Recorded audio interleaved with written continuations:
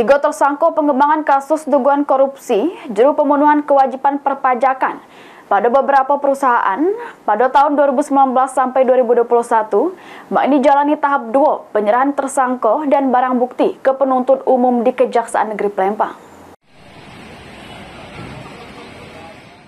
Tiga tersangka pengembangan kasus dugaan korupsi juru pemenuhan kewajiban perpajakan pada beberapa perusahaan pada tahun 2019 sampai 2021, ini jalani tahap 2 di Kejaksaan Negeri Palembang. Terselit ketiga tersangka metu dari Kejaksaan Negeri Palembang guna kerompi tahanan tipikor warna abang dikawal petugas kejaksaan dan penasihat hukumnya. Tiga tersangka tersebut yakni Heriansa selaku Direktur PT Heva Petroleum Energi, Noprian Saregan selaku Direktur PT Lematang Enim Energi, dan Fajar Febriansa, Direktur PT Inti Dwi Tama. Kepala Seksi Pidana Khusus Kejaksaan Negeri Palembang, Aryo Aprianto Gopar mengungkapkan, ketiga tersangka ini merupakan selaku wajib pajak yang melakukan penyuapan atau gratifikasi terhadap petugas pajak. Kasus tindak pidana korupsi, selaku wajib pajak yang melakukan penyuapan atau gratifikasi ke petugas pajak.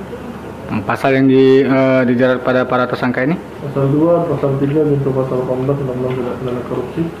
Ketiga tersangka, satu orang dilakukan penahanan oleh kita, dua orang lainnya sedang menjalankan pidana, satu orang terpidana pajak, satunya terpidana tindak pidana korupsi di Muara Enim. Oke.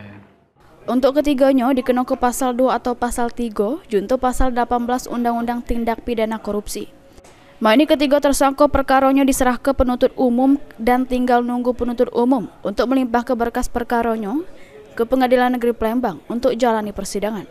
Lutfi, PAL TV.